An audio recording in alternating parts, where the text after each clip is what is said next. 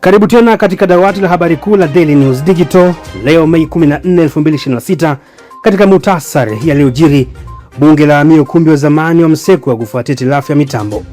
Spika Zungu aitaka serikali kuwabana wahandisi kusimamia viwango vya barabara.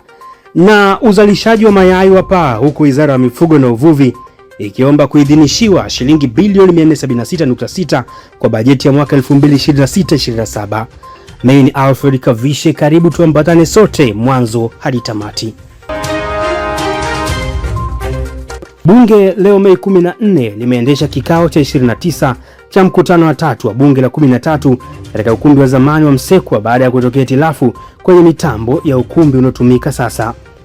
Ukumbi huo wa sasa ulizinduliwa Juni 12 mwaka 2006 na Rais wa awamu ya 4 mstaafu Dr. Jakaya Kikwete.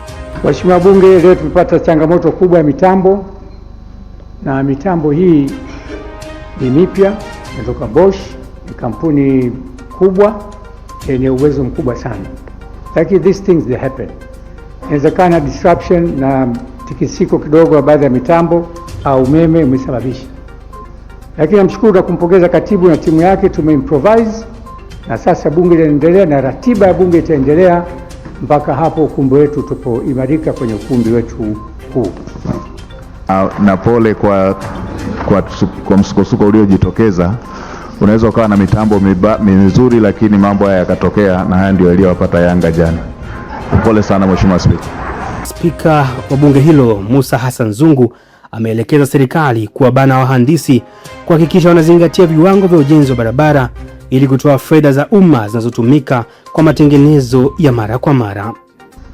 Teknolojia hizi zimeletwa nchini miaka mingi sana, lakini kuna uzito na utata wataalamu wetu kutokutaka kuzitumia. Matokeo yake tunatengeneza barabara, baada ya miezi 3-4 barabara zinakufa. Kwa hiyo imekuwa kama ni habit au hobby ya watu kutengeneza barabara kwa kutumia pesa za umma bila kuzingatia uimara wa barabara zetu. Nikuombe sana, teknolojia hizi zipo, muhakikishe serikali mtumie ziweze kutumika kuokoa pesa za umma, lakini vile vile kuweza kumudu na kukaa kwa muda mrefu katika nchi yetu. Waziri wa Mifugo na Uvuvi Bashiru Ali Kakurwa amesema uzalishaji wa mayai nchini umeongezeka kwa asilimia 10.87 kutoka tani milioni 7.11 mwaka 2024-25 hadi tani milioni 7.88 kwa mwaka wa fedha 2025-26. Katika kipindi cha mwaka 2025-26 uzalishaji wa mayai umeongezeka kwa asilimia 10.87 kutoka milioni 7.11 mwaka 2024-25 hadi milioni 7.88 mwaka 2025-26.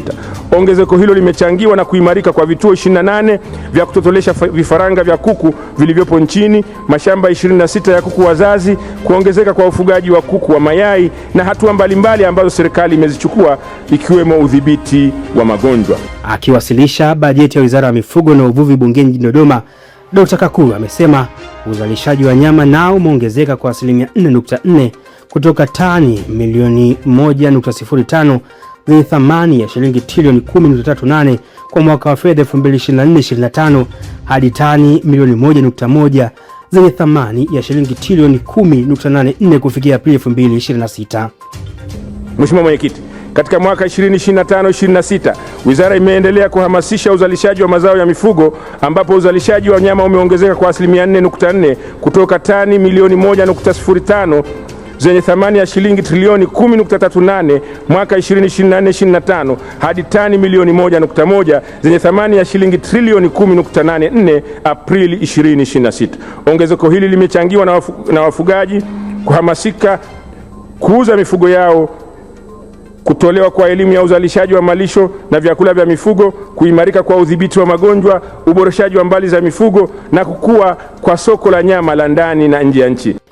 Katika hatua nyingine, waziri huyo ameliomba bunge kuidhinisha shilingi bilioni 476.6 kwa ajili ya utekelezaji wa shughuli za wizara hiyo kwa mwaka wa fedha 2026-2027.